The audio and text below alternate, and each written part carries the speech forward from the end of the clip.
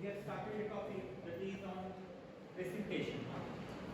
And basically, for that I have explained about aluminum copper system.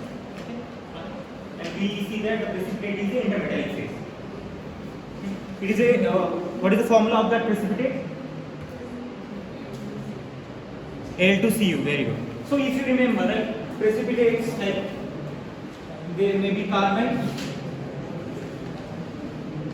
nitride, carbonitride, or they may be intermetallic.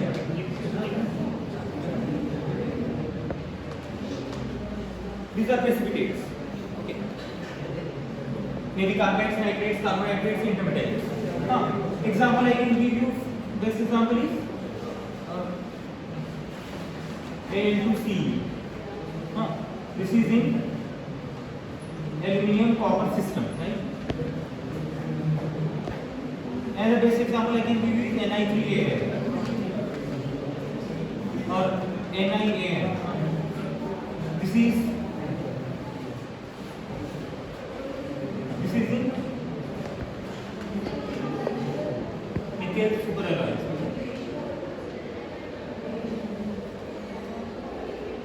Nickel based superalloy.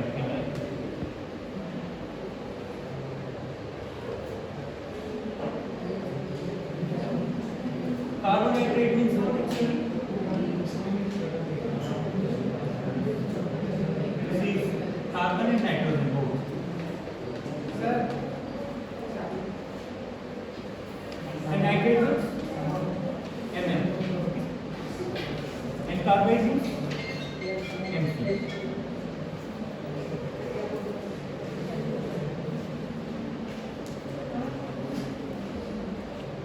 So you understand, precipitate means they are basically second phase particles which are not soluble, right? They form on the matrix phase and they are not soluble. They are these are some examples I have given, right? This is one of the best example, Ni3Al, which provides very high strength in case of nickel based superalloys, right? Because you understand, nickel based superalloy means those alloys whose application area is at very high temperature, above suppose 1000 degree. You can imagine 1000 degrees centigrade. You are using a metallic materials, right? So what will happen? We know that when we take the material to a high temperature, basically metallic materials, what happens? Yield strength go down. Its yield strength decreases, tensile strength decreases, right?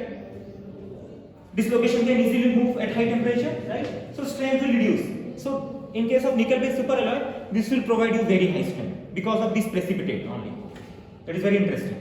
Okay. And Al2Cu I told you already, right? This Al2Cu is in 2000 series aluminum alloy, 2XXX series aluminum alloy. Aluminum alloy have lot of series. Because when you are going to sit for this Vedanta or like in Hindalco interviews, they may ask what are the different series of aluminum alloys. So basically like 1000 series, 1XXX, 2000 series, 2XXX, 3000 series, 4000, 5000, 6, 7, 8, up to 8 these right now. So each 1000 series have a particular major alloying element will be there. Like for 1000, it is a commercially pure aluminum. Actually, there is no alloying element. It is commercially pure. 2000 series means what will be there? Aluminum plus copper will be there. Copper is the main alloying element which will provide precipitate. So that is why we are adding copper into aluminum, and that will provide you very high strength, as I told you, and duralumin. Right? Similarly, 3000 series have certain alloying element 4, 5, 6. But you have to remember, certain alloying elements will form precipitate, but all the alloying element will not form precipitate. That is important. You remember now, some will form solid solution only, substitutional solid solution, but some will form precipitate. But those will form precipitate that will provide you more strength. Very high strength can be done. Basically 2000 series, 6000 series and 7000 series, you have to remember. These are the three series which are famous for their precipitation strengthening. In 2000 series copper, in 6000 I don't remember exactly, but in 7000 series I remember zinc. Zinc is the major alloying element. And most of the, as I told, Audi car, aeroplanes nowadays they are making by use of this 7000 series aluminum alloys because they have very high strength, and that strength can be comparable to the mild steel sometimes. You can imagine. They are comparing the strength to the mild steel sometimes, right? Or some kind of steels. So it is very useful, right? Lightweight. Your fuel efficiency will be high, but strength will be very high also. Anyways, we will not discuss much about that.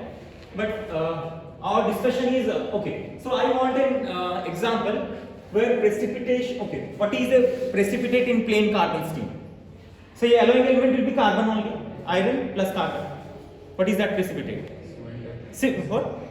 Cementite. Very good. Cementite is one of the precipitate. Because when you add carbon in excess amount, it reacts with iron to form Fe3C. That is one of the precipitate. That is the equilibrium precipitate basically. But any other precipitate we have heard about in IPM maybe? Epsilon carbide, you have heard about this? Anyways, let me discuss this one. Quick. Okay, fine. Martensite.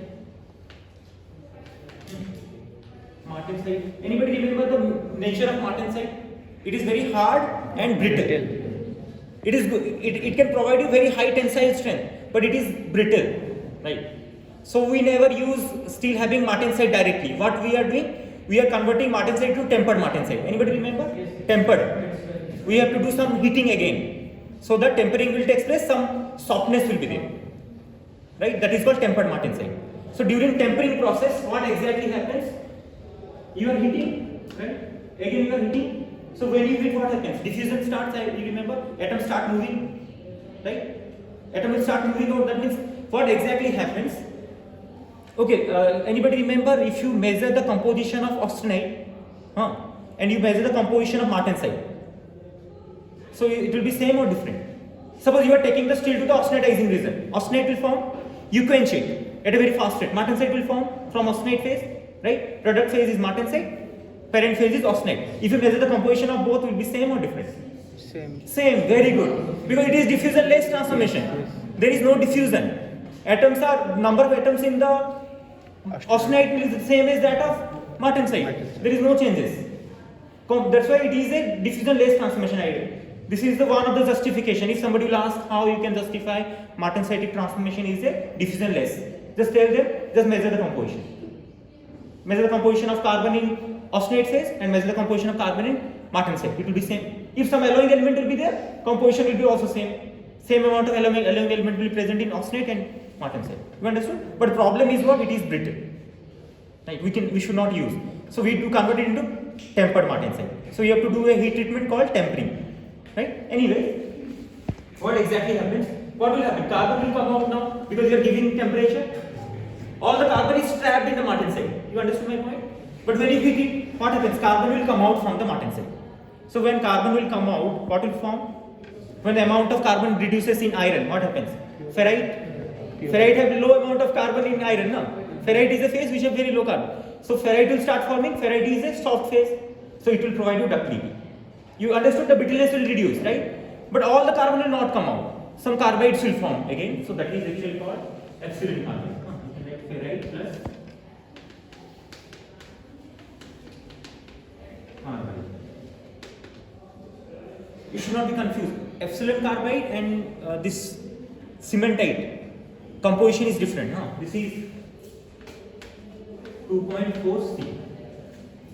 But cementite is what? Fe3C only. Which has excess carbon? This one or cementite? Cementite. Just have a look. You think of it. Anyway, you just think which have higher carbon. So this will form, right? This is actually an intermediate phase. Intermediate. So you are still heating. Heating is going on. You are giving some time. What will happen? This epsilon carbide will again decompose to form cementite finally. So this will form again what? Ferrite plus cementite. But this will be in which form? Basically globular, spherical form of cementite will be there. So you understood how ductility is coming into picture and how the brittleness is getting reduced due to formation of ferrite, one thing. Second one is Look at the morphology of cementite. It is spherical, right? If a hard phase is, listen it carefully, this is a very interesting point. If a phase is very brittle in nature and it is in spherical form, that is actually good, right? If something is very hard and brittle, but if it remains in spherical form and it should remain in everywhere, that is another point. The distribution should be uniform. That is actually good, right? I'll explain it soon. No problem. What is happening exactly? So you understood the point, right? So this is the thing. What is happening? So this is your carbide, which is a precipitate. This is also a carbide, which is a precipitate.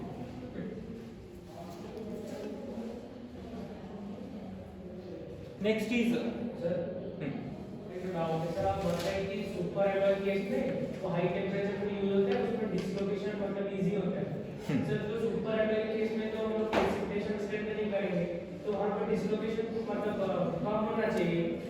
I told at high temperature dislocation moment will be easy.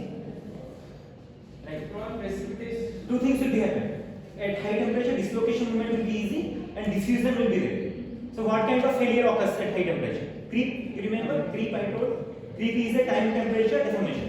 If you allow the material to remain at very high temperature for long period of time, it will automatically fail without any warning, because the material will fail below yield strength. You understand? That is creep. So your point is you have to stop the diffusion, and your point is you have to stop the dislocation motion. So dislocation motion will be stopped by Ni3Al. You understood what I am going to say? And diffusion can be stopped by having a FCC structure. Right? So that's why super alloy are basically FCC. I told no high temperature. FCC is a closed pack structure. So diffusion cannot be easy. Motion patterns will be not easy. It is a closed pack. If it will be open, then you understood. So two things can be stopped by choosing the structure. Structure is FCC, right? Ni3Al is also FCC. Entire matrix, the nickel matrix is also FCC. This Ni3 is also FCC. And this precipitate means they will stop the motion of dislocation. So failure will be not easy. You understood my point? You should not be confusing that. No, anyways, so this is fine. So the point is, if you carefully look at the structure, microstructure, right? You have grain boundary and grains, right? So now the question is where this precipitate forms basically. Grain boundaries, we know that. Why grain boundaries? Because it has more energy. Grain boundary energy is basically higher compared to inside the grain, right? You have to remember, huh? Basically, suppose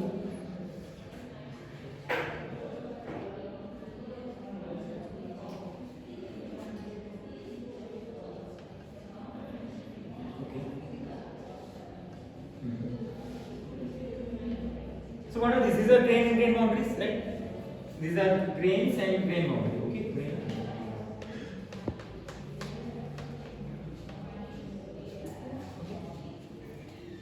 So precipitate will preferentially forms where it will preferentially forms which region? Can you tell me? Boundary. At triple junctions. Can you find out where triple junctions are present? Center. Any triple junctions present here? Any other junctions here? Triple junctions means where three grain boundary are meeting. So that is the most favorable part or reason where the precipitate will form preferentially. So this kind of precipitation is heterogeneous or homogeneous? Hetero or homo? Hetero. Because preferentially the probability is higher at certain condition. Heterogeneous nucleation. Nucleation is not happening everywhere. It is happening at a certain location. So for a reason, right? So that is heterogeneous nucleation. Okay.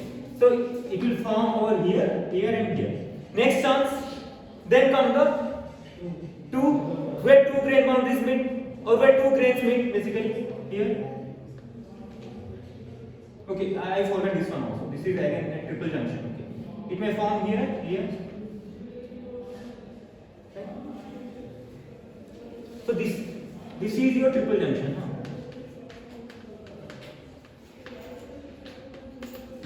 And this is your simple grain boundary, because this is the boundary between two grains. So when two grains meet, that is grain boundary. Where three grains meet, that is triple junction. But that means if they will form over there, precipitate will not form inside the grain, obviously. So same thing happens. What I mean to say is, during this Al to Cu, okay, this one, okay. When this Al to Cu forms, that will form on the triple junctions along the grain boundaries, but it will not form inside the grain, right? And what happens if that will form on the grain boundaries? What will happen when they will grow? First stage is the nucleation stage, next is the growth stage. So they will grow where? Along the grain boundaries they will grow, obviously. They will not grow into the grains. They will, what will happen finally? The thing is, this is the nucleation stage and growth stage will be there.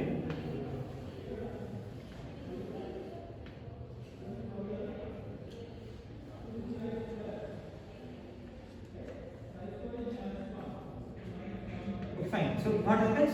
This region will be covered by completely precipitates.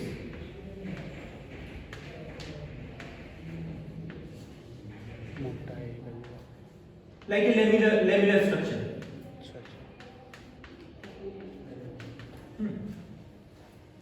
Okay.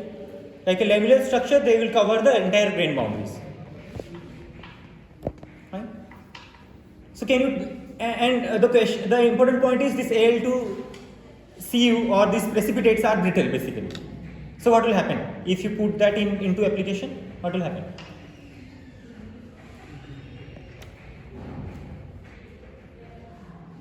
There is a connection between all the grain boundaries. That is another hint. One point is Al to Cu is forming like this. They forms along grain boundaries. They grow along the grain boundaries and form a thin film kind of thing. They are covering entire grain boundaries basically. And Al to Cu is brittle. And grain boundaries are interconnected, obviously. In three dimension, if you look, they are interconnected. So what will happen if you put that into application?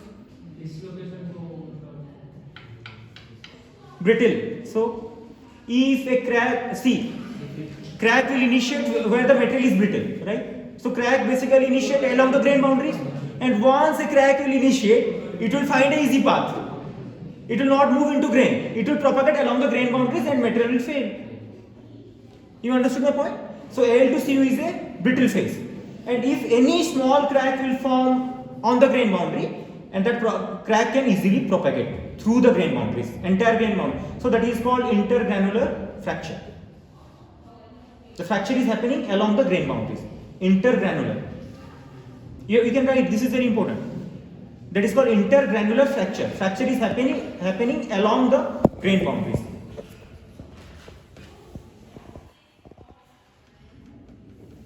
Intergranular means inside the grain, but here it is along the grain boundaries, so intergranular fracture, right?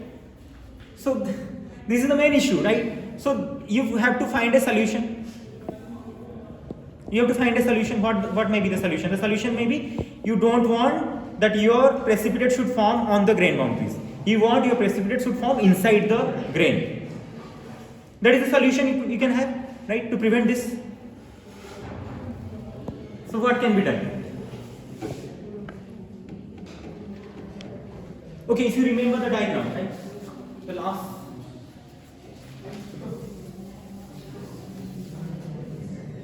You draw it quickly, no?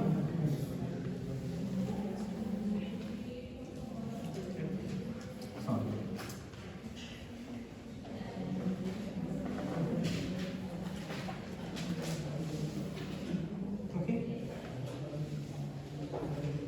This is liquid plus alpha. This is liquid plus theta. This is theta. This is alpha. Alpha plus theta.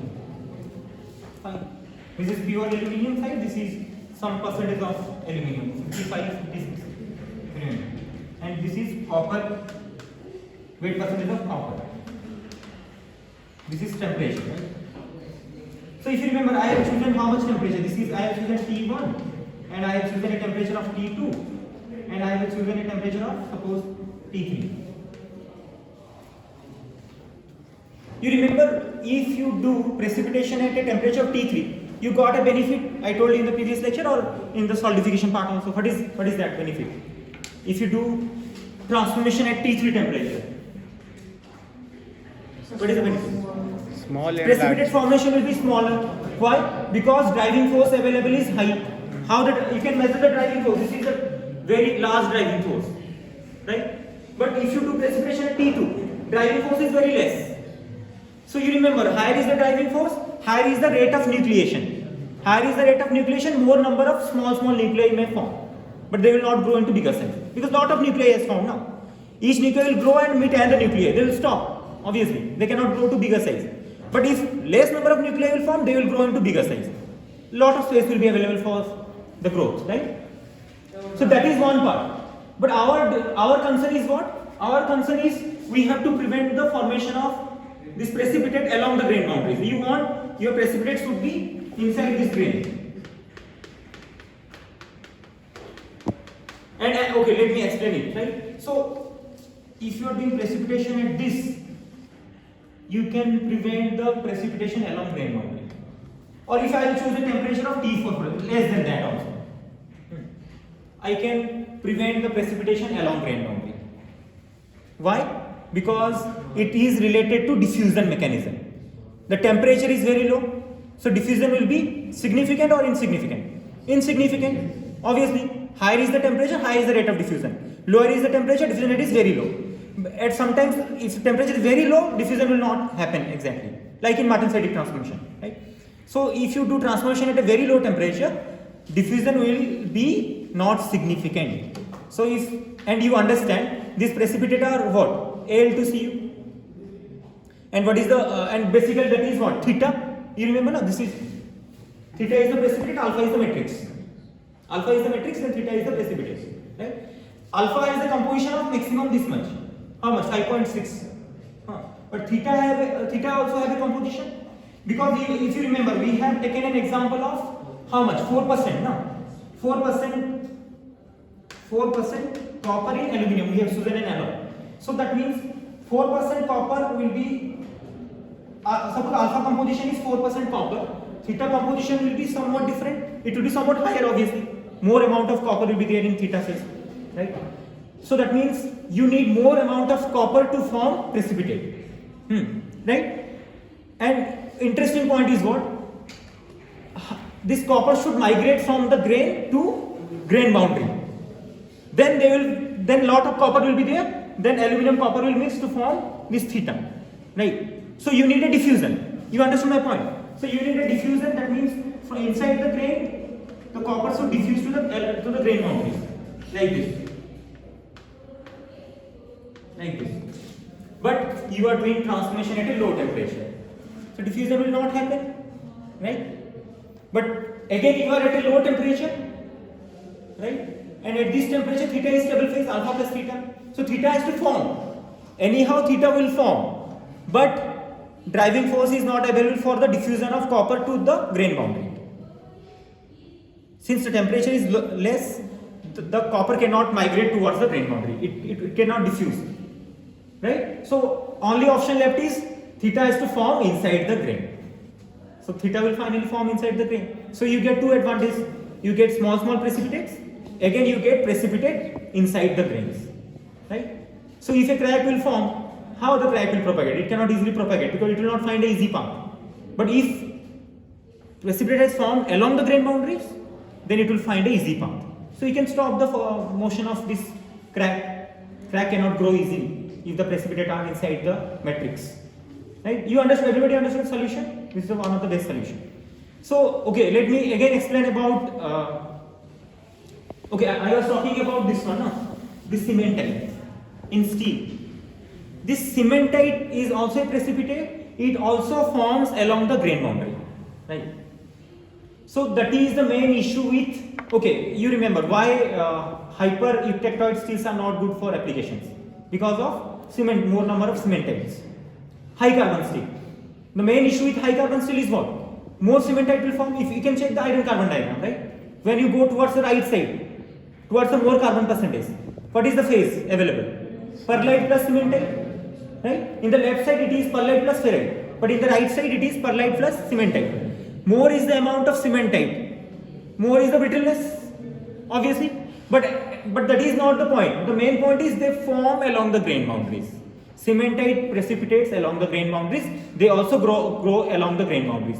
So what will happen? A network of cementite will form along the grain boundaries. That is the main issue. And cementite is also hard and brittle, if you remember that, right? Because it is orthorhombic again. It is very hard and brittle. If a crack will form, it will propagate along the grain boundaries. So for steels, we have certain solution. How to prevent this network of cementite formation? You understood my point up to this? Diffusion part. तो पहला किस्म जो बोले grain boundary में ये मतलब form होता है वही प्रोपेगेट करता है उसके बाद आप बोले कि इनसाइड में होता है सर वो हाई टेंपरेचर में होता है पहला वाला case See, I told this theta will need a composition of what? Copper. Theta will need a composition of copper to form, right? And theta want to precipitate along the grain boundaries, right? So what will happen? Copper has to migrate from inside grain towards the grain boundary. When amount of copper will be excess along the grain boundaries, then theta will form, L to Cu. You understood?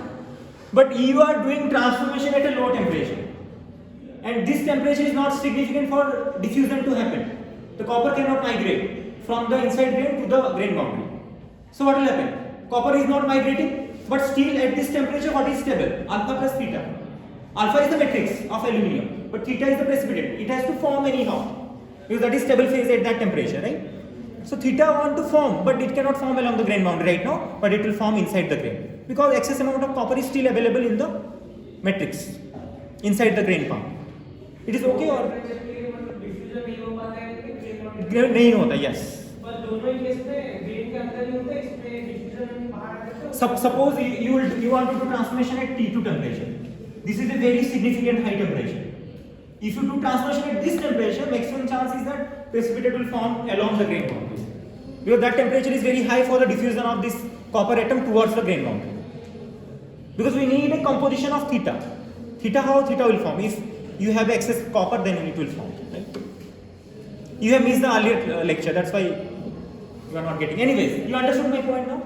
But you get another benefit because high driving force is available. Fine. Always you have to remember, if you do transformation at high temperature, diffusion will be higher, growth will be higher. That is one of the important point. If transformation happens at a low temperature, diffusion will be very low or maybe insignificant. But in that condition, you will be having more driving force, and that will give you small size of nuclei or more nucleation rate. Right? If you want more growth rate, do the transformation at high temperature. If you want more nucleation rate, do the transformation at low temperature. It has been explained in IPM also, I remember. Solidification, liquid to solid transformation. We have derived a lot of expressions, if you remember. It is fine. So, okay, so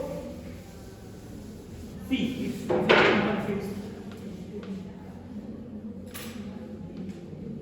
okay, let me explain quickly now.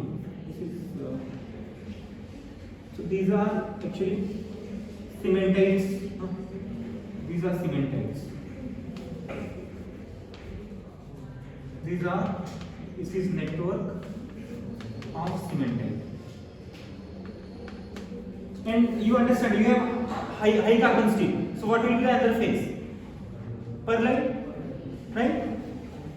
You remember how perlite looks? Laminar kind of thing. But if you go from one grain to another, what will happen? Orientation changes. The perlite grain orientation will change. Fine. You go another grain, it may be like this. Don't forget microstructures. If you forget microstructures, then it will not make any sense at the end of the graduation.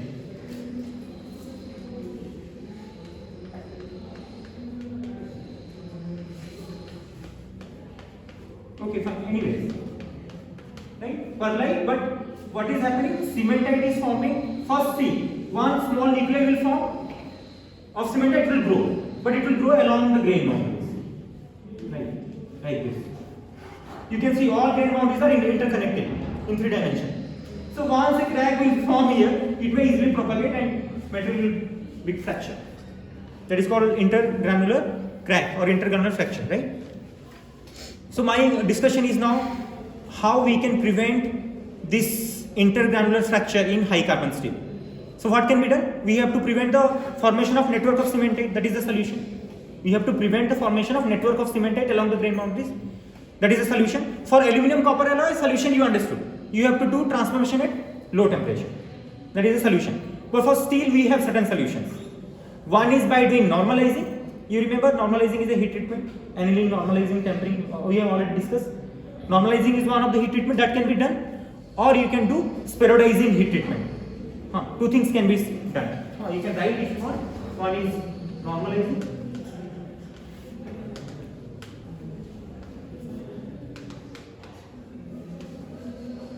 And one is spheroidizing. Anybody remember what is the interesting point about normalizing? See, in maximum heat treatment, first condition is you take the steel to the austenitizing temperature, right? Suppose it is hypoeutectoid steel, then you have to take the steel to which temperature? Above A3, upper critical. Remember or you forget everything? You have to take the steel to A3, above A3. It is okay or I should draw a diagram? 900, 800. This is 0.77. This is your A3. This is ACN. This is A1. Fine. A1 is lower critical, A3 is upper critical. But if you are at eutectoid composition 0.77, then you have to take it to just above A1. Just check it. Because what is this reason? Austenite. Austenite, gamma. And this is alpha. And you understand this is alpha plus perlite. And this will be perlite plus cementite, Fe3C. And this is alpha plus gamma. This should be in your mind.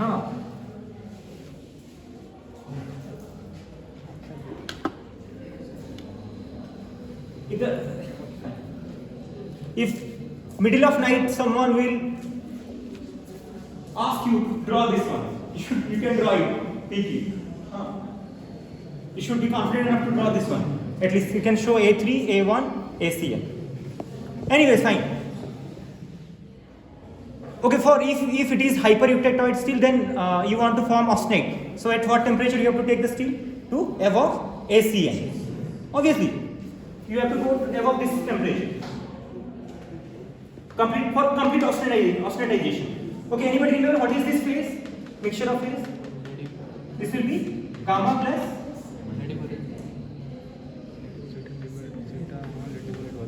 because this end is cementite end. That is called ladyburite. Remember, gamma plus Fe3C is called ladyburite. In interview they ask, what is ladyburite, what is perlite? Just give a difference. You can say perlite is alpha plus Fe3C, ladyburite is gamma plus Fe3C. If how you can remember? If you know this diagram, you can remember that. Otherwise, you will get confused in the interview. Anyways, we will not discuss that. So our discussion is we have to prevent the formation of cementite networks along the grain boundary to prevent the intergranular crack. Okay. So what is the solution? One solution is normalizing. So normalizing heat treatment means what you will do? You take the steel to the austenitizing temperature. You make it austenite. Everywhere austenite grain will be there. And next step is it is normalizing. Normalizing means the cooling is different. Cooling will be done in air. Annealing means cooling will be done inside the furnace. You should remember this point. Annealing means if I am saying full annealing, that means steel will be taken to the austenitizing temperature. Cooling will be done inside the furnace. That means enough heat is available, enough temperature is available during cooling. Cooling rate is very slow in annealing, right? But normalizing means you take out the sample from the furnace, you put it into air. Just keep it. Cooling rate will be faster or slow? Fast. If you cool the sample in air, it will be fast cooling. If you cool the sample inside the furnace, it will be slow cooling. Obviously, furnace will not cool slowly. The bricks of the furnace will be still in heated condition, high temperature. Right? Furnace cooling means furnace will be in closed condition. Still some heat will be available will be there. It may take 10 hours, maybe 15 hours, it depends. Depending on size of the furnace. It is okay? So, can you tell me right now, if you do normalizing, you understood normalizing, you take the steel to the austenitizing temperature, then cool it in the air. Normalizing. How cementite network will not form? Can you tell me? Again, it is related to temperature and cooling rate. Just think of it. Sir जब air में करेंगे तो fast cool होगा, हाँ diffusion नहीं होगा. Very good. Why diffusion will be not there? Temperature कम है. Because you are cooling at very fast rate. You are not giving time. You are not giving time to growth or to form. Cementite will form, but it cannot grow. For growth, diffusion should happen. But you are cooling at a very fast rate. Temperature is going down, and down, right? Quickly. So, if temperature will be available for more interval of time, diffusion will happen, growth will be there. But you are cooling at very fast rate. So, time is not available for the growth of the cementite to form a network. So, solution will be what? What will be formed? Can you tell me? Can you draw a diagram? Just like this. How cementite will be forming? Obviously, it will form along grain boundary. Fine. But it will remain a small size. Like this. That means that is a discontinuous cementite. It is not a network now. You understood? Is it a continuous? It is a discontinuous. Right? Suppose a crack will form here. It cannot reach to this point quickly because this is ductile again. Right? It will stop. It will grow and stop. If a crack will form, it will grow and stop. Right? This is a discontinuous. Discontinuous cementite. So this can be done by normalizing. Simple, very easy, best. Right? But if you do annealing, then what will happen? How the structure will be? You take the steel to the austenitizing temperature, cool it inside the furnace. So cementite will be in form of network again. Because you are cooling at a very slow rate. Enough time is available, enough temperature is available. Diffusion will happen, growth will be there, a continuous network will form. So that is the difference. So many times people ask why we do not do annealing on hypereutectoid steel. So you can write the answer. You understand my point? Why we are not doing annealing on the hypereutectoid steel? If you do annealing, which is a furnace cooling, then network of cementite will form. Because diffusion is significant. Right? So that is the answer. Okay, this is fine. Then next, spheroidizing. Spheroidizing, can you tell me? The name itself is saying spheroidizing. We have to convert the cementite into spherical forms. That is another heat treatment. We will not discuss that. But if you want, then maybe I tell you that you do what? You take the steel to this temperature. This temperature. Can you tell me at this temperature, any transformation will happen or not? At this temperature. No. Just look at it. No, sir. No transformation is happening. But you are only giving thermal energy. You are heating. So what will happen? Cementite particles will come together and it will become agglomerated. It will become spherical. And I told, if a precipitate is brittle but it remains in spherical form, that is good. But your question will be why? Obviously. That is depend upon stress concentrations. Concentration of stress. Anybody remember why we are using those nails? You use nails to put into the wall, right? To hang something, right? If you see the nails, the top part of the nail will be sharper, right? The moment you are striking with a hammer, if the nail will bend or if the sharpness will reduce, it cannot penetrate into the wall. You understand my point? If it will be more sharper, it can easily penetrate into the wall. Why? What is happening? Because the concentration of stress is maximum at the sharp point, right? That's why it is going into the wall. If you take a flat nail, you try to put it, but it cannot go into the wall because the concentration of stress is distributed in the maximum area, right? You understand my point? Similarly, if you remember in the school days, why you take those backpack having wider strips, right? Because pressure will be distributed in a long zone, right? Maximum area, so you will not get hurt. But if you take a very small strip, that is the same thing happening, right? So what happens exactly? I am telling you. So you can have spheroids of cementite. Okay, spheroids of cementite. So if something is spherical, so distribution of stress will be uniform everywhere. But if something is needle shape or elongated shape, So what? Suppose, okay, fine. This is clear. But suppose you have a cement belt like this. You have a cement belt like this. I am raising the boundary. Just imagine you have a boundary, but the cement belt is now like this. So what is the problem? One cement belt is this one cement belt is this one. You can see it has sharp corners. At the edge it has sharp corners. So where there is sharp corners, you are applying a load, right? The concentration of that load should be uniform, or the stress should be uniform. But at the sharp edges, the concentration of stress will be maximum. You understood my point? But if it will be like this, concentration of stress will be uniform everywhere, right? Everywhere the concentration of stress will be uniform. But in this case, over here, this end and this end, concentration of stress will be maximum. So what will happen? If concentration of stress will be maximum, crack will start forming over there, right? So crack initiation will be here and it will propagate. So make things spheroid. The concentration of stress will be uniform. That is the answer. Some people call stress riser. So basically we prefer to have spherical precipitate sometimes, but it is not always true, because it is the nature of precipitate that what it will take the shape. It may take cuboid shape, maybe needle shape, maybe continuous network form, maybe something else, right? Oval shape, many shapes are there. Okay, we will not discuss that. This is fine. You can write one point. Surface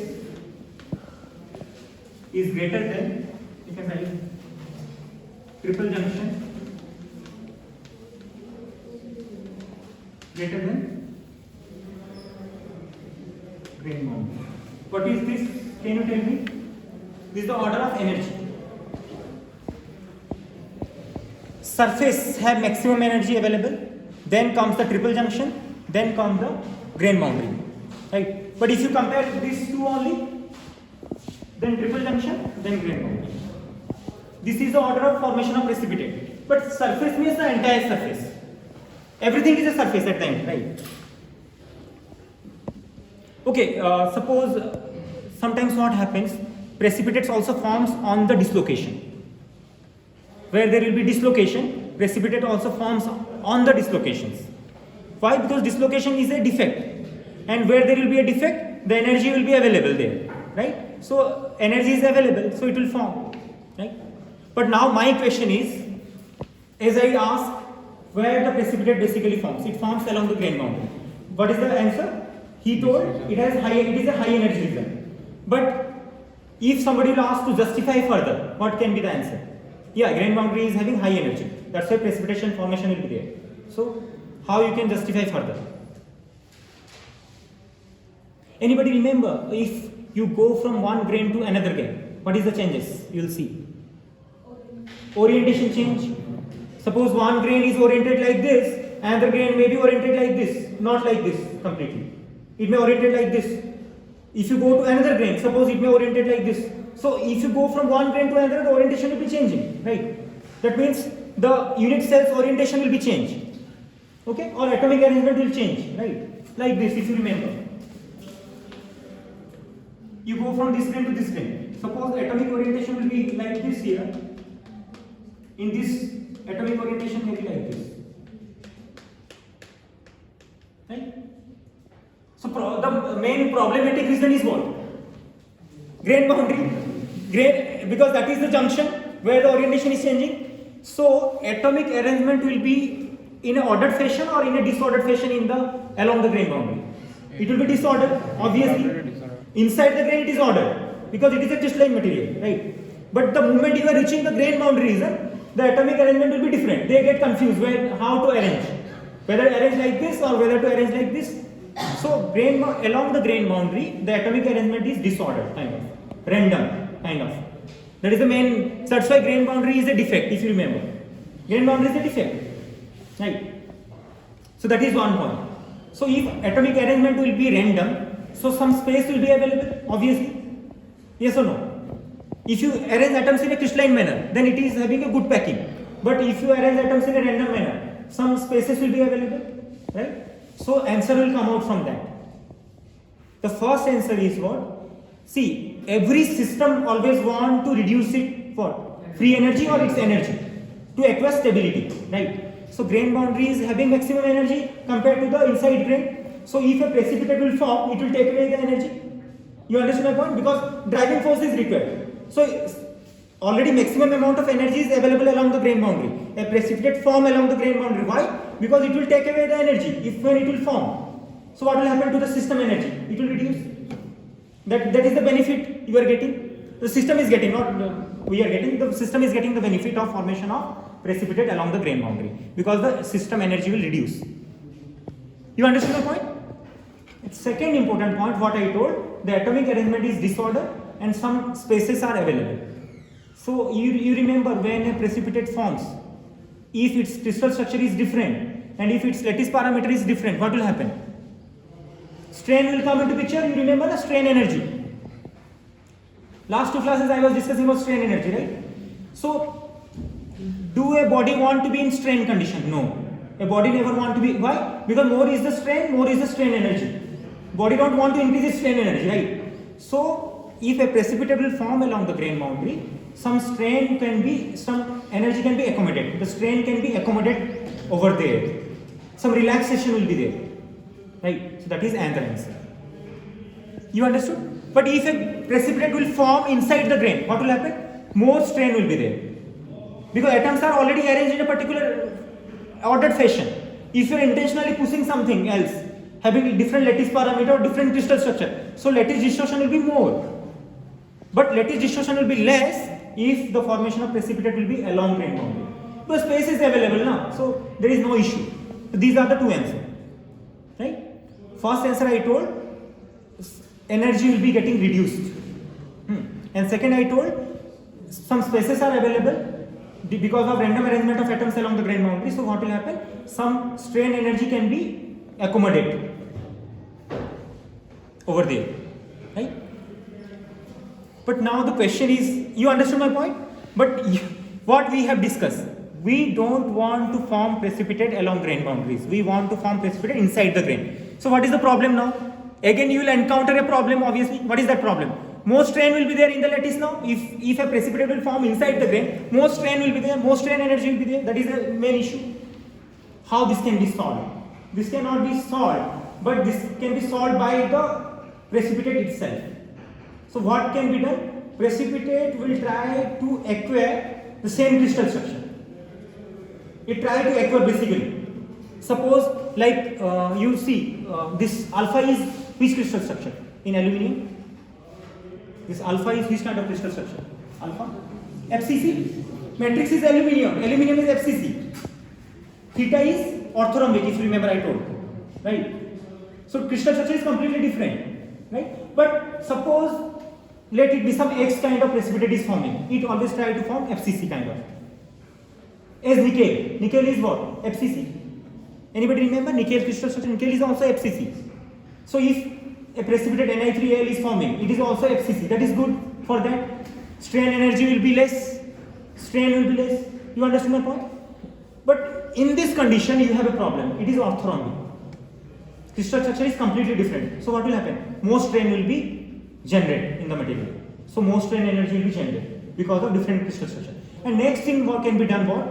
If crystal structure will be different and the solution is at least their lattice parameters should be somewhat equal.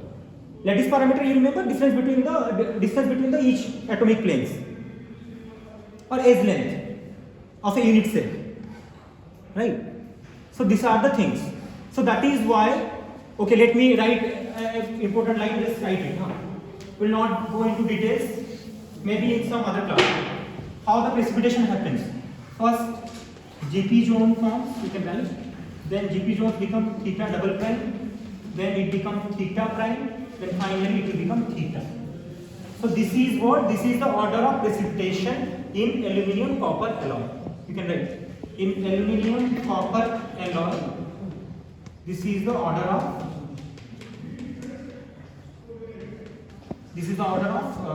precipitation.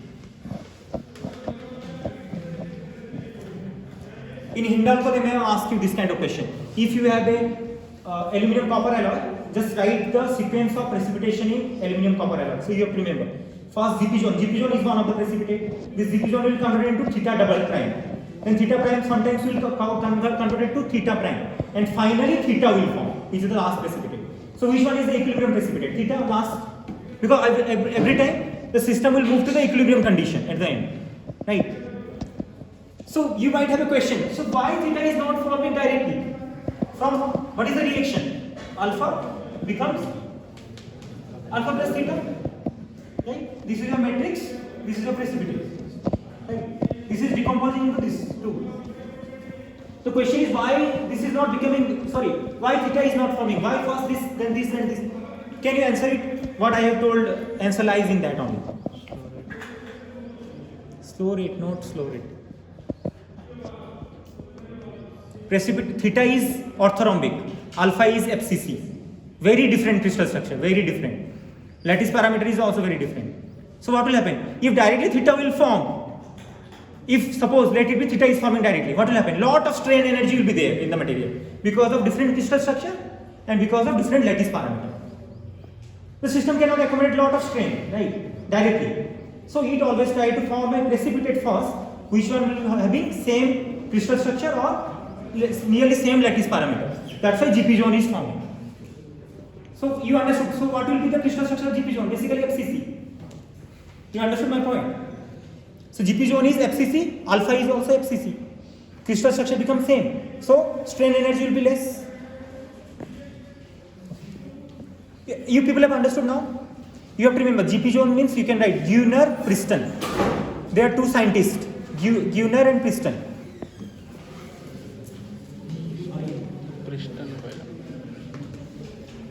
Gunnar, Priston zones. What are those? Basically, you can write GP zones are nothing but clusters of copper atoms. Clusters of copper atoms. Lot of copper atom will come and form a cluster that is a precipitate actually. You understood why? So, what is the crystal structure of copper? FCC. Aluminium alpha is FCC. GP zone is also FCC because lot of copper atoms are there. So it is FCC. So strain energy will be minimum. So there is no problem. But slowly it becomes theta double prime, then theta prime, and finally theta. So if in this way, so that means if in this way precipitation is happening, strain energy will be not so much. And this is the favorable condition of formation of precipitates. So now your assignment, you can write an assignment. Assignment is, what is the crystal structure of GP zone? What is the crystal structure of theta double prime? What is the crystal structure of theta prime? And what is the crystal structure of theta?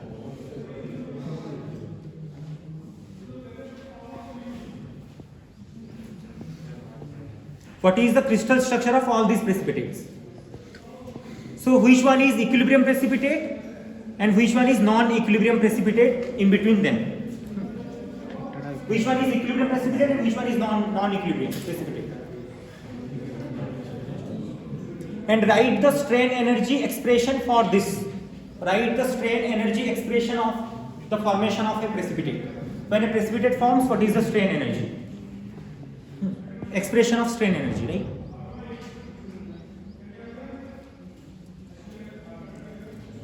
Okay, I have a question.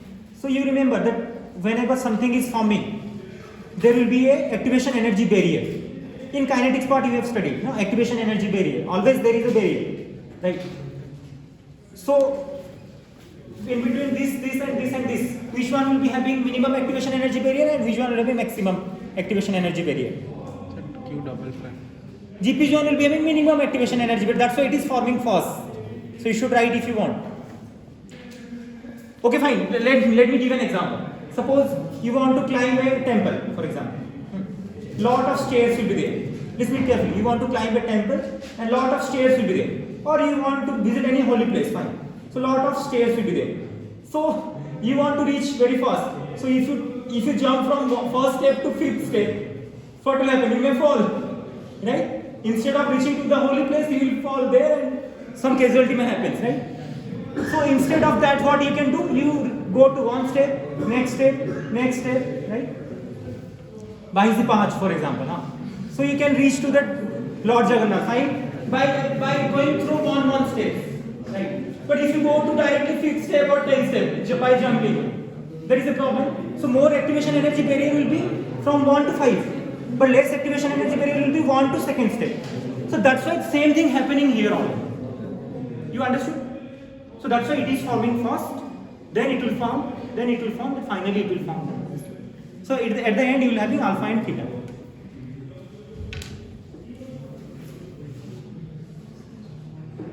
So everything I have explained, right? Okay, anyway. So what is the time right now? Can you pause? 12:30. 20.